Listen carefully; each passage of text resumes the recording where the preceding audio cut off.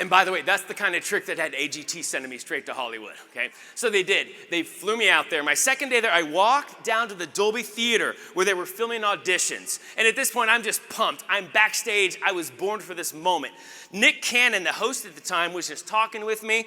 Now, when I'm performing in big theaters, I always like to look out at the audience. And I just like to see, forget about that. I just like to see what I'm getting myself into. A lot of people, 3,300 people at the Dolby Theater, my biggest audience up to that time. Not to mention these 3,300 people were sitting right behind Howard Stern, Heidi Klum, Mel B, and Howie Mandel. So I'm backstage, I'm getting jacked, I'm just ready. Nick Cannon said, Devin, are you ready? I was like, I was born ready, Nick. He goes, okay, you're on. I was like, oh, like right now? So I walked out onto that huge stage, and it was totally surreal. The lights, the cameras, the judges, and I performed one of my most difficult tricks. A trick that has a lot of unpredictable elements to it, but if everything goes right, it has a really high payoff, and you know what? I nailed it. I mean, boom, bang, bam. Yeah, it was awesome.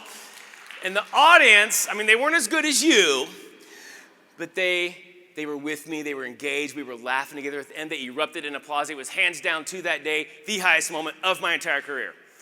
So, if you watch the show, who watches the show, AGT? You watch it, you know this, it gets turned over to the judges. And Mel B said, so Devin, what exactly do you want from America's Got Talent? And I so badly wanted to say, I'll tell you what I want, what I really, really want, but I didn't want to spice it up too much. So I didn't say, you know. Then she said, you know, I was expecting something more spectacular. And I was thinking, what? Wait, were you not in the room just now? This went really well. But then Heidi said, what are you talking about? No. It was amazing. Devin, I loved it. And I said, thank you, Heidi. And then the Howard Stern said to me, Devin, that was a great trick. I wish I could do that. Then he said, the only thing I'm not sure about is if that trick plays to this big of an audience. And I was thinking, uh-oh.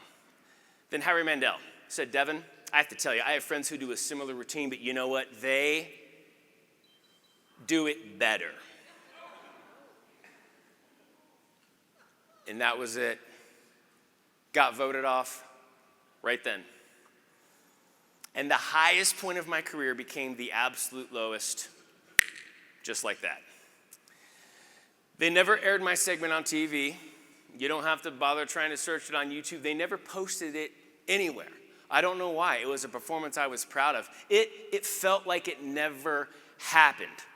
And I was so devastated, so disappointed in myself, I wanted to quit magic. Yeah, no, I did. I wanted to take all the stuff that I had been passionate about since I was 11 years old. I wanted to just ball it all up, throw it into the ocean, and be done with magic forever.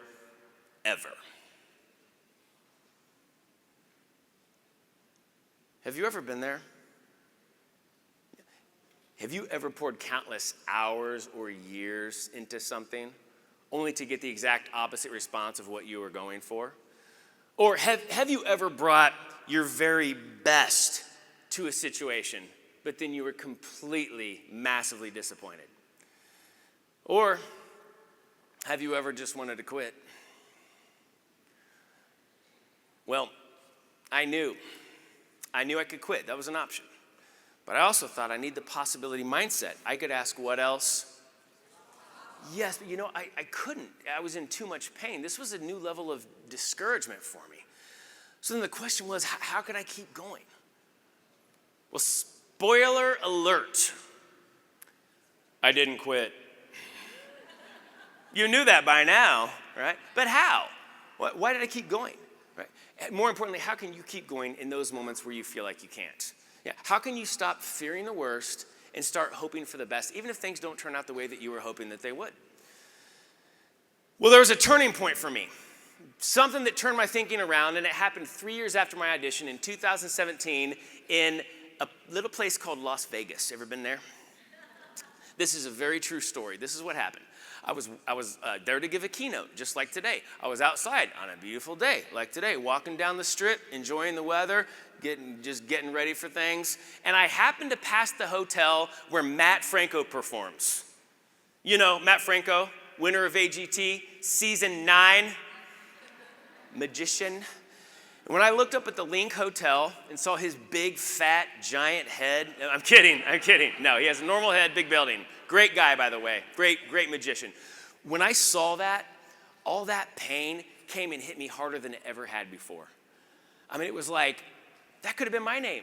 I was on the path. Like, that could be my big, fat, giant head up on that building. And you know what? Something new hit me out of the blue, out of nowhere. It was the craziest thing. What hit me was the realization of the perfection of what had happened, and this is what it was. Had things not happened the way they had, we wouldn't have our youngest kid. Now I can say youngest 4 kids because, you know, magic. But it was like, all of a sudden I realized, had things not happened the way they had, because you think about this, man, if things could have gone differently, if I just could have gotten that break, if I could have struck that deal, it's such a better place. But you ever think about the blessings you might miss out on had things not happened the way back then? It hit me that had things not happened exactly the way they had, we wouldn't have our 4 youngest treasures, Eva, Emmy, Haven, and Ivy, who, by the way, mean more to me than winning any competition ever could.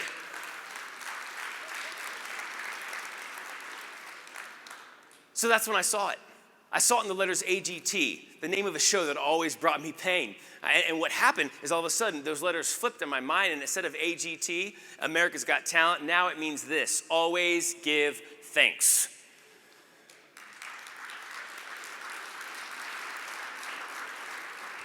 Crazy simple, but insanely powerful. And you know what? Not always the easiest for us to apply in our hardest moments. But have you ever been so fully embedded in gratitude that wonderful and magical things start to happen to you emotionally? I mean, you start to ask new questions, right? You start to realize that failure, not that big of a deal. Did you know this? I learned this through this experience. Failure is not a dead end. It's just a fork in the road, right? That means you get to choose the path of growth over the path of giving up. In other words, you can choose to let failure make you, not break you. Do you understand what I'm saying? You can let it hone you, not own you, carry you, not bury you. I'm about to preach. You can let failure revitalize you, not paralyze you, bless you, not depress you, revive you, not deprive you. Most importantly, you can let failure refine you, not define you. So, media people, may the forks be with you. Got that? Good. And the next time something hard happens, instead of saying, oh, how are we going to get through this? Should we just give up? Ask different questions. Say, what else do I have to be thankful for? What is working in my life? There's always something.